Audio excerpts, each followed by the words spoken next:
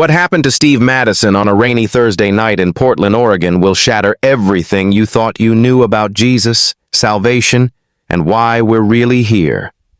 Before this account ends, you'll question whether the Bible has been telling you the truth or whether the truth has been hidden in plain sight for 2,000 years. Stay until the end, because what this wandering stranger revealed to Steve didn't just change his life, it's about to change yours.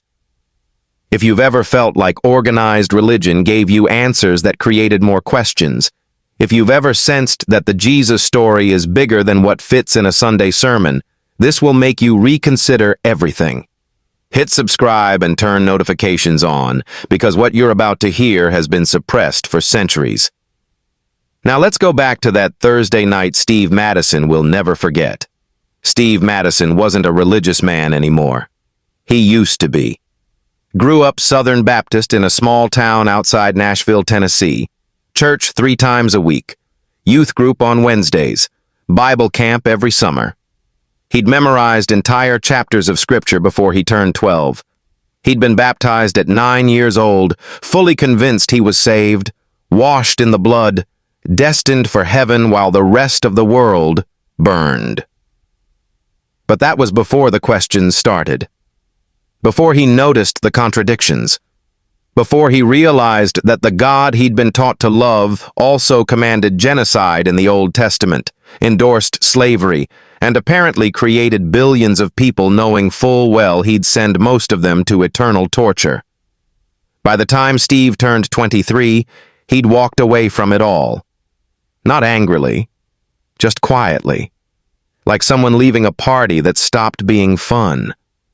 Now, at 36, living in a modest 2-bedroom house in southeast Portland, working as a freelance graphic designer, Steve had built a life that was comfortable, predictable, and entirely devoid of spiritual seeking.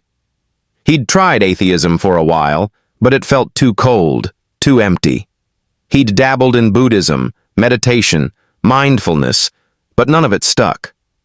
Mostly, he just didn't think about it anymore. Until the night the stranger appeared at his door. It was 9:47 p.m. on a Thursday in late October. Rain hammered against the windows, the kind of relentless Pacific Northwest downpour that turns streets into rivers and makes you grateful for a roof over your head. Steve was on his couch, laptop open, working on a logo design for a client, half watching a documentary about ancient civilizations, when the doorbell rang. He frowned. Nobody came by this late, especially not in this weather. He set the laptop aside and walked to the front door, peering through the peephole. What he saw made absolutely no sense. A figure stood on his porch, completely drenched, wearing what looked like a tattered gray cloak that clung to an impossibly thin frame. The porch light illuminated rain streaming off the fabric, but the figure's face was hidden beneath a deep hood. Steve's first thought was a homeless person. His second thought was danger. But something about the way the figure stood, perfectly still, not knocking again, not calling out, just waiting, made Steve hesitate. He unlocked the door and opened a crack, keeping the chain engaged. "Can I help you?" Steve called over the sound of rain. The figure didn't move. "I said, can I help you?" Steve repeated, louder this time. And then the voice came. Not loud, not aggressive. Soft, almost gentle, but with a strange quality that made the hair on Steve's arms stand up. "Steve Madison. I need shelter, just for tonight. I won't harm you. I promise." Steve's breath caught. How did this person know his name? "Who are you?" Steve demanded, his hand tightening on the door. "Someone who's been walking a very long time.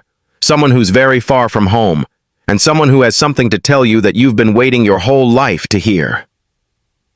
Every rational instinct Steve possessed told him to close the door, lock it, maybe call the police. But there was something in that voice. Something that didn't sound threatening. Something that sounded exhausted. And beneath the exhaustion, something that sounded unbearably sad.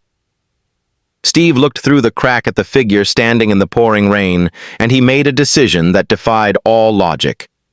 He closed the door, unhooked the chain, and opened it fully. "Come in," Steve said.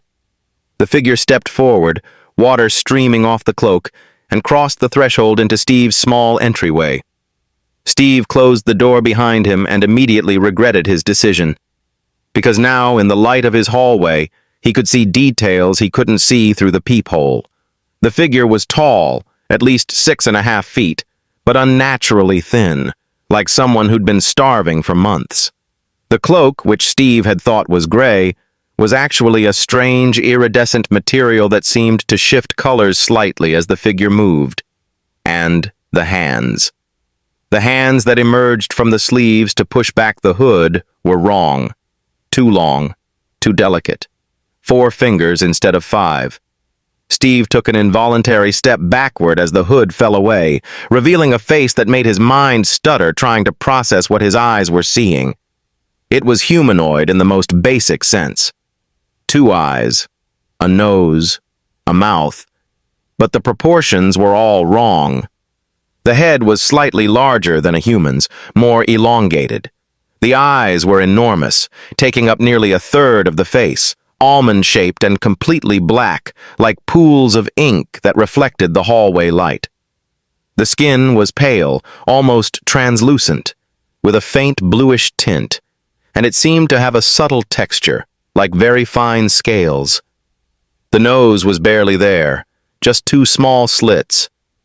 The mouth was thin, lipless, and when the being looked directly at Steve, he felt something he'd never felt before. Recognition. As if some part of him, buried so deep he'd forgotten it existed, knew this being, had always known this being. "What are you?"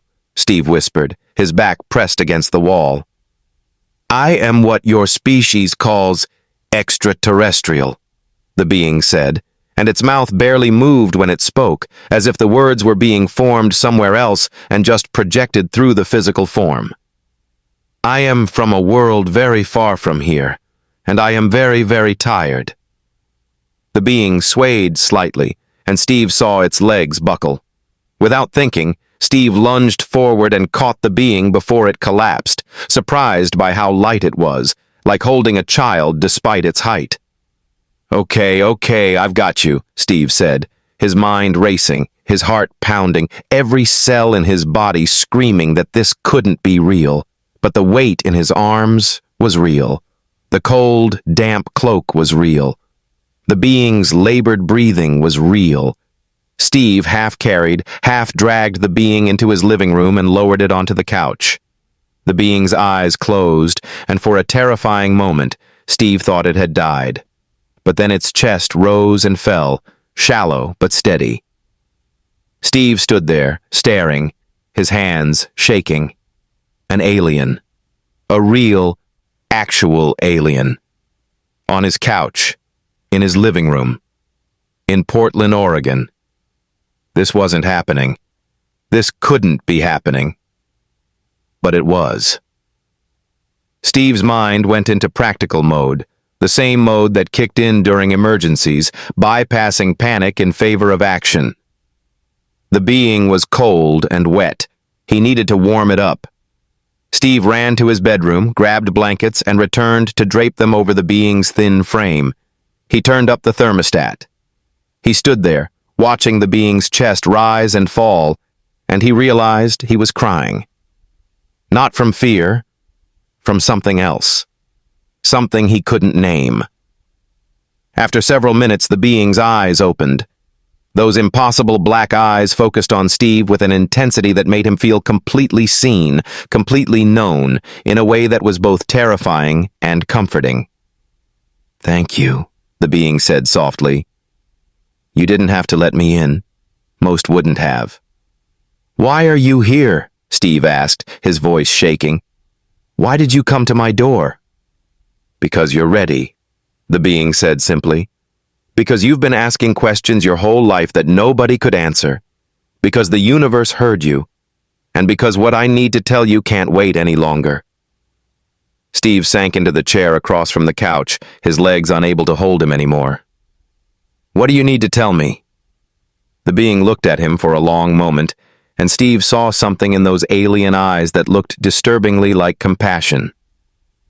"The truth about Jesus," the being said. "The truth about who he was, why he came, and what his message really meant. The truth that's been distorted, weaponized, and used to control your species for 2,000 years. Steve felt his breath stop. "You knew Jesus?" "I was there," the being said quietly. "I watched him.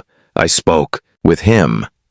I understood what he was trying to do, and I've watched for 2 millennia as his message was twisted into something he never intended." The being sat up slowly, the blankets falling away, and fixed Steve with that penetrating gaze. "And now, finally, your species is ready to hear the truth. Not all of you, but enough. And you, Steve Madison, are one of the ones who needs to hear it, because you're going to help others understand." Steve shook his head, overwhelmed. "I'm nobody. I'm just a graphic designer. I'm not religious. I'm not spiritual. I'm not anyone important." "That's exactly why you're perfect," the being said, and for the first time, something that might have been a smile crossed its strange face. "Because you have no agenda, no doctrine to defend, no reputation to protect. You're just someone who wants to know the truth. And truth doesn't need credentials. It just needs a willing heart." Steve looked at this impossible being on his couch, and he felt something crack open inside him. A door he'd closed years ago. A question he'd stopped asking because the answers he'd been given were never satisfied. "Tell me," Steve whispered. "Tell me everything." The being nodded slowly. "I will. But first, you need to understand something. What I'm about to share will challenge everything you were taught. It will make you question your childhood faith, your culture's assumptions, and the foundations of Western religion. Are you ready for that?" Steve thought about the years he'd spent in church, singing songs about blood and sacrifice, being told he was born broken and needed saving. He thought about the guilt, the shame, the fear of hell that had haunted his childhood. He thought about walking away because none of it made sense, but never finding anything to replace it. And he realized he'd been waiting for this moment his entire life. "I'm ready," Steve said, and the being began to speak. "If you've ever questioned what you were taught about Jesus, drop a comment. Because of this being told, Steve will answer questions you didn't even know you had." The being adjusted itself on the couch, pulling the blankets closer, and Steve noticed that despite its alien appearance, there was something deeply familiar about its mannerisms. The way it moved with deliberate care, the way it seemed to consider each word before speaking, the way its presence, despite being utterly foreign, felt somehow safe. "My name is difficult to pronounce in your language," the being said, "but you can call me Aaron. It's close enough." "Aaron," Steve repeated, testing the name. "How long have you been on Earth?" "This visit? 3 of your weeks. But I've been coming to Earth for thousands of your years. My people have been observing your species since before you built your first cities." Steve leaned forward in his chair. "Why?" "Because you're young, spiritually young. And young species are fragile. They can evolve toward unity and transcendence, or they can destroy themselves. We've seen both outcomes on countless worlds. Earth is at the tipping point right now, and we're here to help tip the scales toward survival. By telling people the truth about Jesus? By telling people the truth about consciousness," Aaron corrected gently. "Jesus was just one teacher among many who tried to show your species what you're capable of. But his message was the most distorted, the most weaponized, the most misunderstood." Steve felt his pulse quicken. What was his real message? Aaron was quiet for a moment, and Steve had the sense the being was choosing words very carefully. Jesus was not the Son of God in the way you were taught. He was not sent to die as a blood sacrifice to appease an angry deity. He was not the only path to salvation. And he certainly didn't come to start a religion that would divide your species into saved and damned. Each word landed like a stone in still water, sending ripples through everything Steve thought he knew. "Then what was he?" Steve asked, his voice barely above a whisper. "He was a human who remembered," Aaron said simply. "A human who awakened to the truth of what consciousness is. A human who realized that the divine is not separate from creation, but is creation. That God is not a being in the sky, but the field of awareness that animates all things. And he tried to teach others how to remember what he'd remembered." Steve shook his head, trying to process. "But the Bible says he's the Son of God, that he performed miracles, that he rose from the dead." "He did perform what you call miracles," Aaron said, "but not through supernatural power granted by an external God. Through understanding how consciousness interacts with physical reality, through mastering the principles that govern manifestation, through operating at a frequency that most humans have forgotten how to access." Aaron leaned forward slightly, and Steve saw something like urgency in those black eyes. "Let me explain something about how reality works, Steve. Something your scientists are only beginning to understand. Everything that exists is energy vibrating at different frequencies. Your body is energy. Your thoughts are energy. Your emotions are energy. And energy responds to consciousness. It can be directed, shaped, transformed by focused intention." Steve thought about quantum physics, about observer effects, about experiments he'd read about where observation changed outcomes. "Jesus understood this at a level almost no other human of his time did," Aaron continued. "He understood that physical matter is not solid, not fixed, not separate from consciousness. He understood that what you call miracles are simply consciousness operating at a frequency high enough to reorganize matter." "So when he healed people," Steve began. "He raised their frequency," Aaron finished. "He helped them remember that they were not just broken bodies, but consciousness temporarily, inhabiting bodies. And when consciousness remembers its true nature, the body responds. Illness is often just consciousness vibrating at a frequency of fear, guilt, shame. Healing is consciousness returning to its natural frequency of love, peace, wholeness." Steve stood up, too agitated to sit still, and began pacing. "But what about the resurrection? What about him rising from the dead? That's the foundation of Christianity. Paul said if Christ didn't rise, our faith is worthless." Aaron watched Steve pace, patient, calm. "The resurrection happened, Steve, but not the way you were taught. Jesus didn't reanimate a corpse. He demonstrated that consciousness transcends physical form. That death is not the end of awareness, only the end of a particular body. He appeared to his followers after his physical death to show them that he, the awareness, the consciousness, the I am that he truly was, had not died. But they saw him. They touched him. Thomas put his hand in the wounds." "They experienced him," Aaron corrected. "But what they experienced was not a resurrected corpse. It was consciousness manifesting in a form they could perceive and interact with. Your species doesn't have good language for this yet.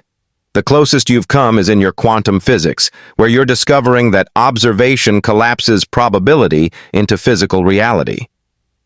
Jesus, operating at a fully awakened level of consciousness, could manifest a form that appeared physical to those whose consciousness was ready to perceive it."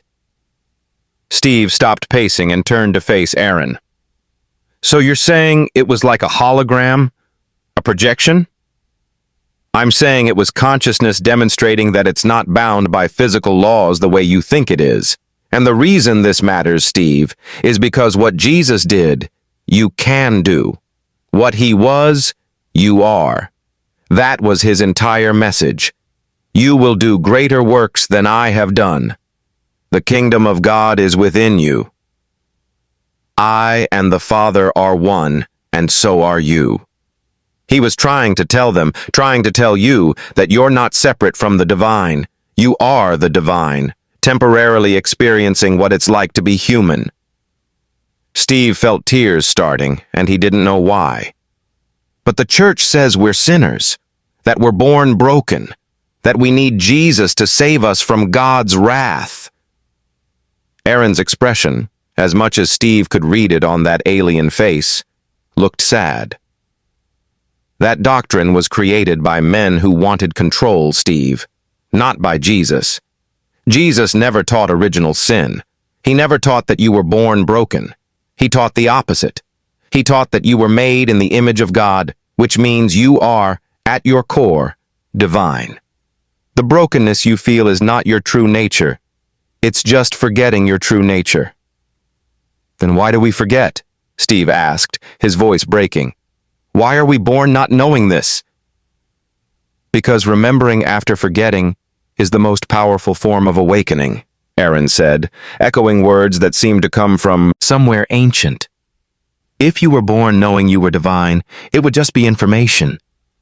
But to forget, to feel small and powerless and lost, and then to remember, to discover that you were never separate from Source, that transforms you at the deepest level, and that transformation is what shifts your entire species.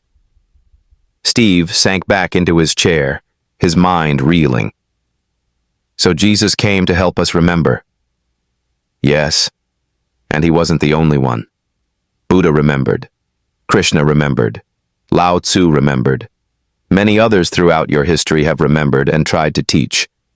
But Jesus' message was particularly powerful because he lived it so completely. He demonstrated what a fully awakened human looks like, and that terrified the power structures of his time. So they killed him. They killed his body, Aaron corrected. But they couldn't kill his message. It was too powerful. It spread too quickly. And when the authorities realized they couldn't stop it, they did something more insidious. They co-opted it. They took his message of inner divinity and twisted it into a message of external salvation. They took his teaching that you are one with God and changed it to you are separated from God and need a mediator.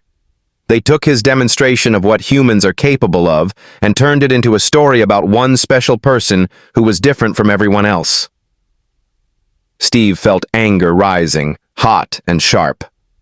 Why? Why would they do that? Control, Aaron said simply.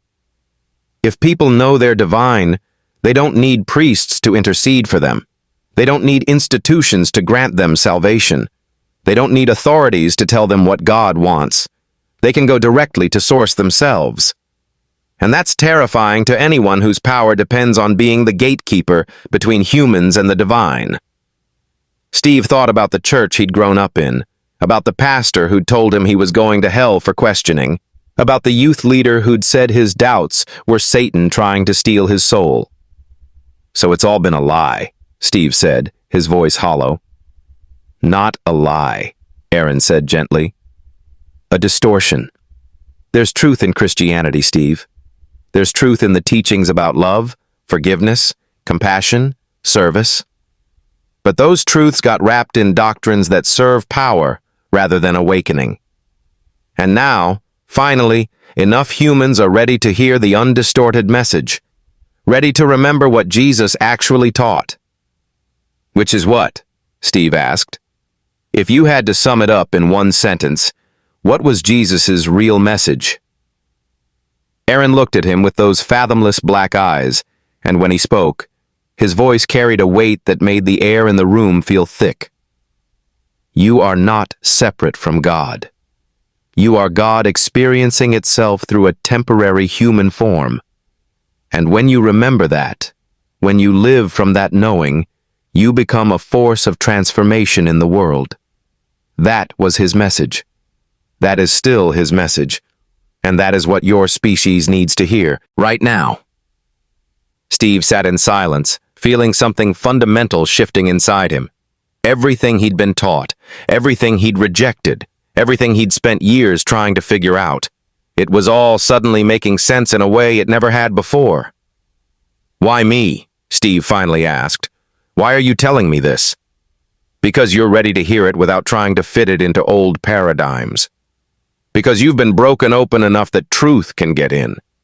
And because you're going to share it, not by preaching, not by starting a movement, just by living it, by being an example of what it looks like when someone remembers, and others will feel it, and they'll ask, and you'll tell them what I've told you.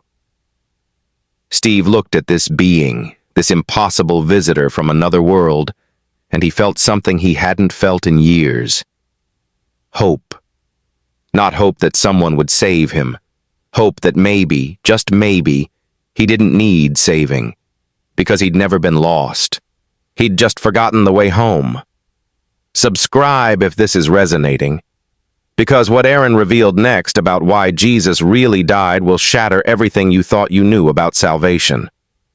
Steve didn't sleep that night.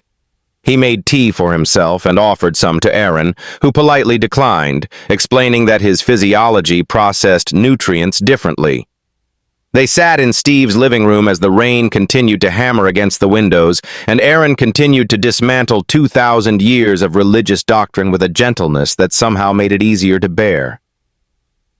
"Tell me about the crucifixion," Steve said, cradling his mug of tea.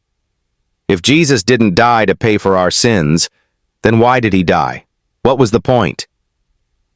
Aaron shifted on the couch, and Steve noticed the being seemed stronger now, more present, as if telling this story was somehow restoring him. "The crucifixion was not a cosmic transaction," Aaron began. "It was not God demanding blood payment for humanity's sins. That interpretation came later, borrowed from pagan sacrifice rituals and Jewish temple practices. It was humans trying to make sense of a traumatic event by fitting it into frameworks they already understood." "Then what was it?" "It was a demonstration," Aaron said. "The final and most powerful demonstration of what Jesus had been teaching all along. That consciousness transcends physical form. That love is stronger than fear. That you are not your body." Steve set his mug down, leaning forward. "I was there that day," Aaron continued, and his voice took on a quality that made Steve's skin prickle. "Not physically present at the crucifixion site, but observing from a distance. We don't interfere directly in human affairs, but we watch. We witness. And what I witnessed that day was the most profound act of teaching I've ever seen." "What do you mean?" "Jesus knew he was going to be killed," Aaron said. "He'd known for some time. The religious authorities saw him as a threat. The Roman occupiers saw him as a potential revolutionary. He'd made too many enemies, challenged too many power structures. He could have fled. He could have hidden. He could have used his abilities to defend himself. But he didn't. Why not? Because his death would teach more powerfully than his life ever could. He understood that humans learn most deeply through story, through symbol, through dramatic demonstration. And he knew that if he could face death with complete peace, complete love, complete absence of fear, it would plant a seed in human consciousness that would grow for millennia. Steve felt chills run down his spine. "When they nailed him to that cross," Aaron continued, his voice soft but intense, "he was in excruciating physical pain. The human body he inhabited was suffering terribly, but his consciousness, his awareness, his true self, was completely at peace. He'd transcended identification with the body. He knew the body was temporary, but he, the awareness, was eternal." "How do you know what he was feeling?" "Because consciousness can be perceived by those who know how to look. And I was looking. His energetic signature, his frequency, remained stable even as his body died. No fear, no anger, no resentment. Just love. Pure, unconditional love, even for those who were killing him." Steve thought about the biblical account, about Jesus saying, "Father, forgive them, for they know not what they do." That wasn't him asking God to forgive them, Aaron said, as if reading Steve's thoughts. That was him demonstrating forgiveness, demonstrating that when you know who you really are, when you remember your consciousness temporarily inhabiting a form, you can't be truly harmed. The body can be destroyed, but you, the awareness, cannot. But he still died, Steve said. He still suffered. Yes, because he was fully human. He wasn't pretending to be human while secretly being God in disguise. He was a human who'd awakened to his divine nature, but he still had a human nervous system, human pain receptors, human emotions. The suffering was real, but his relationship to the suffering was different. He wasn't identified with it. He was witnessing it, experiencing it, but not consumed by it. Aaron paused, and Steve saw something like reverence in those alien eyes. And when he died, when his body finally gave out, something extraordinary happened. His consciousness didn't dissipate. It didn't go to some distant heaven. It expanded. It merged with the collective consciousness of humanity. He became part of the field itself, accessible to anyone who vibrates at a frequency that can perceive him. Is that what Christians experience when they say they have a personal relationship with Jesus? Steve asked. Yes, but they misunderstand what's happening. They think they're communicating with a separate being who's in heaven interceding for them. But what they're actually doing is connecting with the Christ consciousness that Jesus embodied, which is now part of the collective field. And that consciousness is not separate from them. It's the deepest part of them. They're connecting with their own divine nature, but they've been taught to externalize it, to call it Jesus, rather than recognizing it as their own true self.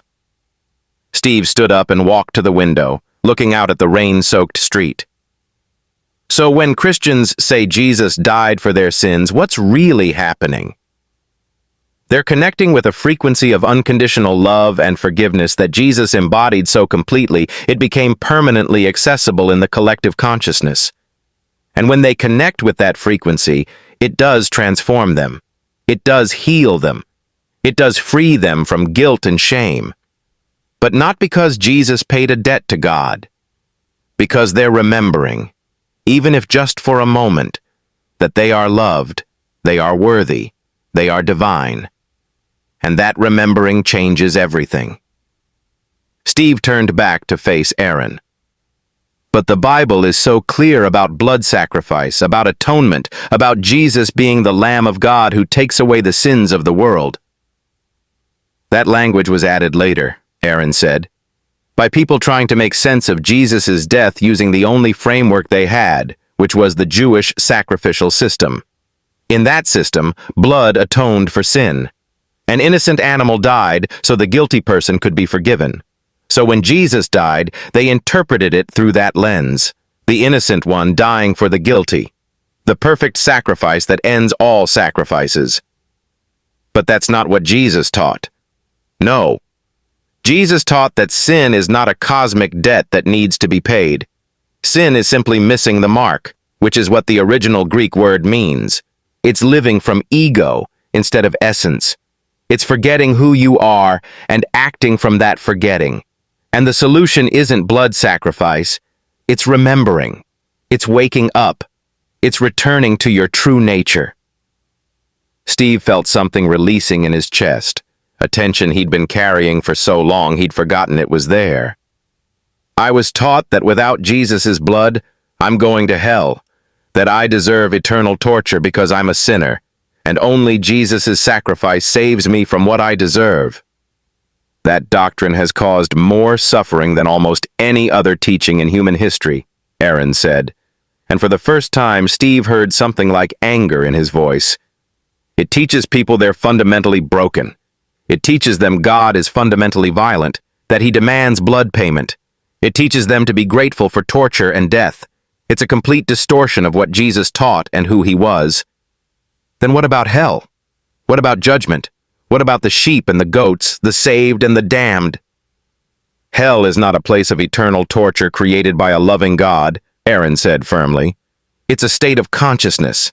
It's what it feels like to be completely disconnected from your true nature, to be living entirely from ego, to be consumed by fear and hatred and separation. And yes, that state exists, but it's not permanent. It's not a punishment.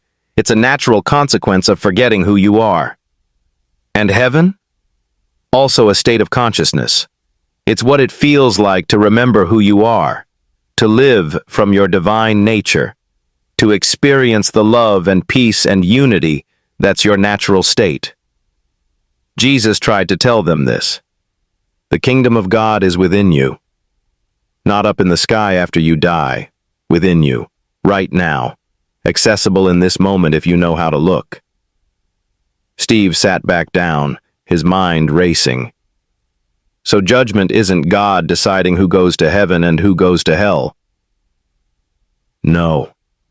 Judgment is consciousness recognizing the consequences of its own choices. When you live from fear, you experience fear. When you live from love, you experience love. It's not punishment and reward.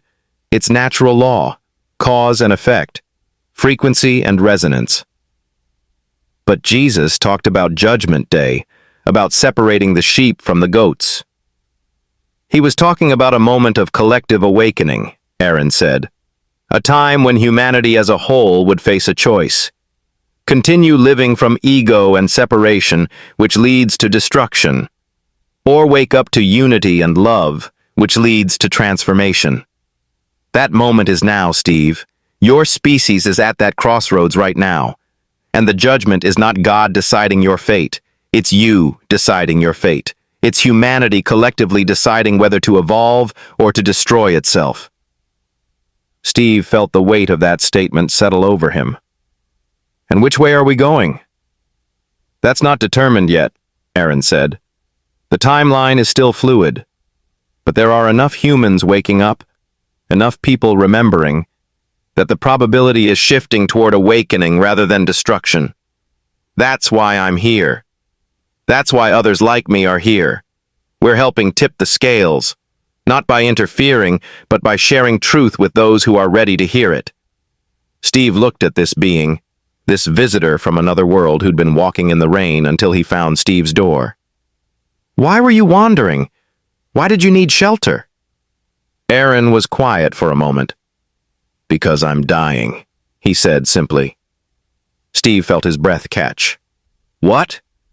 My body is failing. I've been on Earth too long.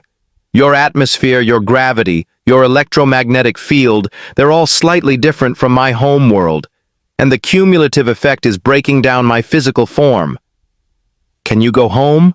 Can you get help? I could, Aaron said, but I chose to stay, because there are still people who need to hear this message, and I knew you were one of them. So I stayed. I walked. I searched. And I found you. Tears streamed down Steve's face. You're dying to tell me this? I'm dying anyway, Aaron said gently. All bodies die, Steve. Mine, yours, everyone's. The body is temporary, but consciousness is eternal. And what I'm sharing with you will outlive this body. You'll share it with others. They'll share it with others. The truth will spread. That's worth dying for. Steve couldn't speak. He just sat there, crying, looking at this alien being who'd sacrificed his life to share truth with a species not even his own. Now you understand, Aaron said softly. Now you understand what Jesus did. Not dying to appease an angry God, but dying to plant truth so deeply in human consciousness that it could never be completely erased. Even through 2,000 years of distortion, the seed remained, and now it's finally ready to bloom. If you're feeling this, if something inside you is recognizing the truth, comment below. Because what Aaron revealed next about the second coming will change how you see your own life. The rain had stopped by the time dawn broke. Steve had dozed off in his chair around 4 a.m., and when he woke, pale morning light was filtering through the windows. Aaron was still on the couch, eyes closed, chest rising and falling in shallow breaths. Steve watched him for a moment, still half convinced this was an elaborate dream, that he'd wake up and find his living room empty, the whole encounter nothing but his imagination. But then Aaron's eyes opened, those fathomless black pools focusing on Steve with immediate clarity. "You're still here," Steve said. "I'm still here," Aaron confirmed, "though not for much longer." Steve felt panic rise in his chest. "How long do you have?" "Hours, maybe a day. My body is shutting down. Let me take you to a hospital. Let me—" "There's nothing your medicine can do for me, Steve. And I don't need saving. I've lived a long life by your standards, several of your centuries. This body has served me well. I'm at peace with it ending." Steve felt tears threatening again. "But I have so many more questions." "Then ask them," Aaron said gently. "I'll answer what I can while I'm still able." Steve took a shaky breath, trying to organize his thoughts. "You said the second coming is happening now. What does that actually mean?" Aaron shifted on the couch, pulling himself into a more upright position with visible effort. "The second coming is not Jesus returning in a physical body," Aaron began. "It's the Christ consciousness that he embodied returning through millions of humans who are finally ready to remember who they are." "I've heard that before," Steve said. "But what does it actually look like? How do we know it's happening?" "Look at your world, Steve. Really look. Yes, there's chaos. Yes, there's division. Yes, there's suffering. But there's also an unprecedented awakening happening. More humans are questioning authority, questioning old paradigms, questioning the stories they've been told about who they are and why they're here. More people are meditating, seeking truth, exploring consciousness. More people are choosing love over fear, even when fear would be easier." Steve thought about the past few years, about the social movements, the spiritual seeking, the growing dissatisfaction with materialism and superficial living. "That's the second coming," Aaron continued. "Not one person descending from clouds, but millions of people are ascending in consciousness, waking up, remembering, embodying the same frequency that Jesus embodied." "But most people aren't anywhere near Jesus's level," Steve protested. "Not yet," Aaron agreed. "But they're moving in that direction, and that's what matters. Evolution is not instantaneous. It's gradual, but it's accelerating. Your species is evolving faster now than at any point in your history. And that evolution is not physical. It's consciousness expanding, frequency rising, awareness deepening. And you think enough people will wake up to shift the whole species?" "I know they will," Aaron said with certainty. "Because I've seen it happen on other worlds. There's always a tipping point, a critical mass.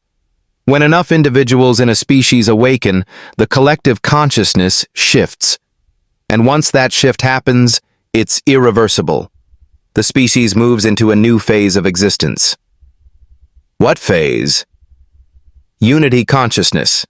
Your species currently operates primarily from ego consciousness, separation, competition, us versus them. But unity consciousness recognizes that all separation is illusion, that we are all expressions of the same source, that what I do to you, I do to myself. When a species shifts into unity consciousness, everything changes. War becomes impossible. Poverty becomes impossible. Environmental destruction becomes impossible, because you can't harm another when you truly understand that the other is you." Steve felt something stirring in his chest, something that felt like hope mixed with longing. "How do we get there? How do individuals wake up?" "There's no single path," Aaron said. "For some, it's suffering that breaks them open. For others, it's love. For others, it's a spontaneous moment of grace. But the common thread is always the same. Something happens that cracks the ego's grip on consciousness, and in that crack, light gets in. Truth gets in. Remembering happens." "Is that what happened to me last night when you showed up?" "Yes. Your ego's grip cracked. You let in something that made no rational sense. You acted from intuition, from heart, from a deeper knowing. and that opened you to receive what I had to share. That's how awakening works. Not through intellectual understanding, though that can help, but through direct experience. Through moments when you bypass the thinking mind and connect with something deeper. Steve stood and walked to the window, looking out at the wet street, the gray morning sky. "What am I supposed to do with this?" he asked. "I'm not a teacher. I'm not a leader. I'm just a guy who designs logos." "You're a human who's remembered," Aaron said, "and that makes you a teacher whether you claim the title or not. People will feel something different about you. They won't be able to name it, but they'll be drawn to it. And when they ask, when they're ready, you'll share what you've learned. Not by preaching, not by trying to convince, just by speaking truth from your own experience." "What if they don't believe me? What if they think I'm crazy?" "Some will," Aaron said simply.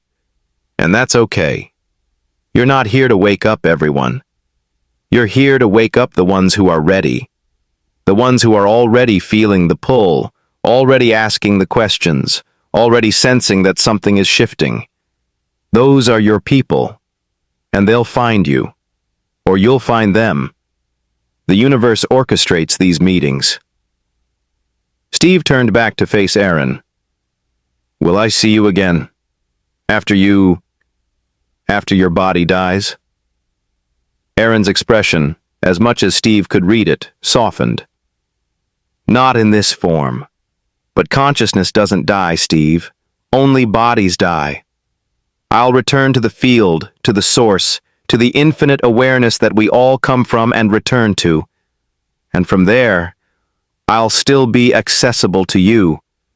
Not as a separate being you can talk to, but as a frequency you can tune into. When you need guidance, when you need clarity, when you need to remember, just quiet your mind and feel for the presence. It's always there. I'm always there. Jesus is always there. Not as separate entities, but as aspects of your own deepest self." Steve felt overwhelmed by the enormity of it all. "I don't know if I'm strong enough for this." "You are," Aaron said with absolute certainty. "You wouldn't have been chosen if you weren't ready. And you're not alone, Steve.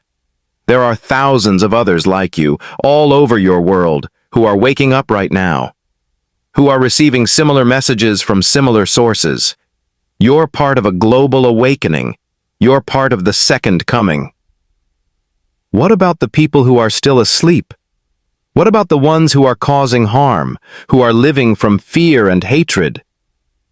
"They're also part of the process," Aaron said. "They're showing you what happens when consciousness forgets itself completely. They're the contrast that makes the light more visible.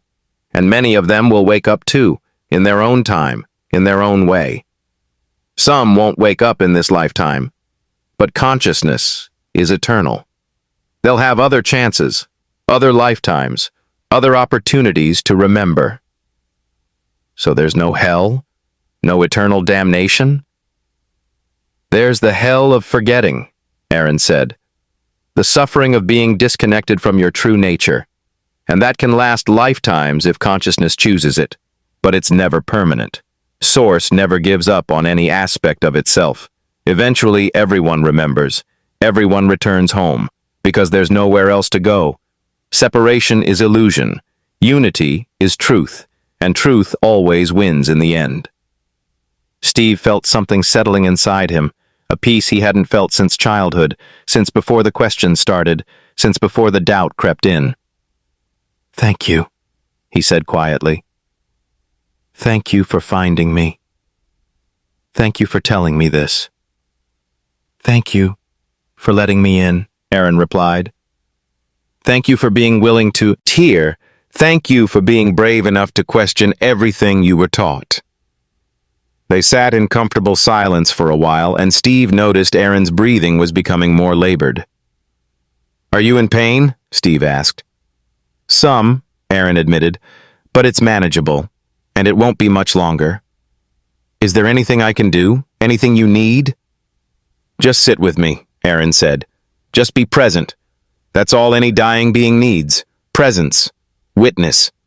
Someone to acknowledge that their life mattered. So Steve sat. He pulled his chair closer to the couch and just sat with this dying alien who'd walked through rain to find him, who'd sacrificed his life to share truth, who'd given Steve the answers he'd been searching for his entire life. And as the morning light grew stronger, as the world outside began to wake up, Steve felt something he'd never felt before. Connected. Not just to Aaron, but to everything.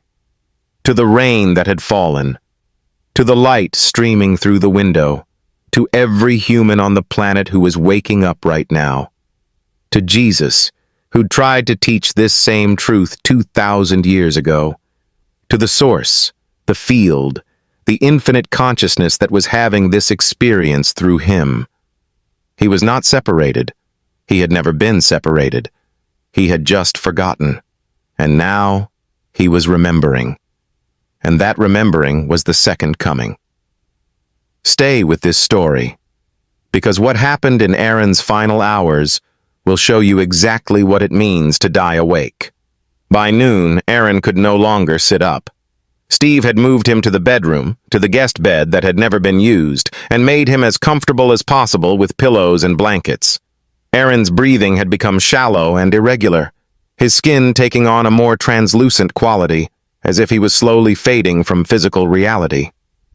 But his eyes were still clear, still present, still radiating that strange compassion that Steve had felt from the first moment. Steve sat in a chair beside the bed, and they talked, not about big cosmic truths anymore, just about life.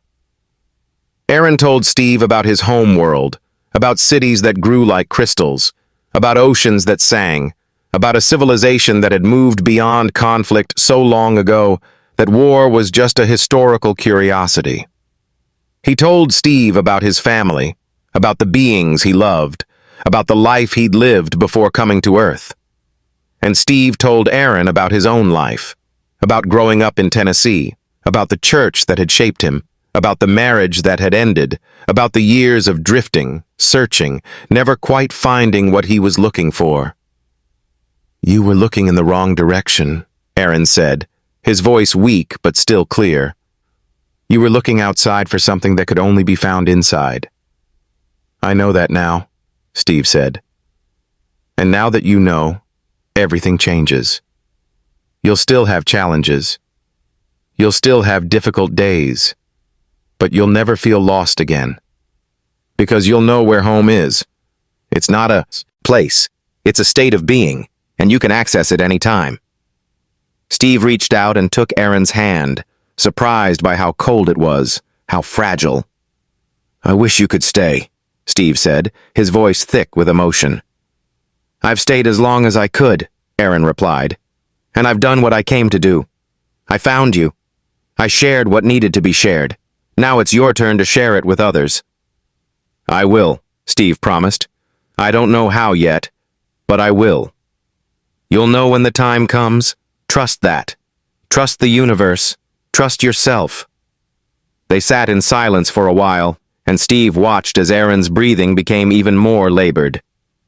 "Aaron," Steve said quietly, "are you afraid? Of dying?" Aaron's lips curved in what might have been a smile. "No. I've died before, in other bodies, on other worlds. Death is just a transition, like taking off a coat you no longer need. The coat was useful, but you're not the coat. You're what was wearing it.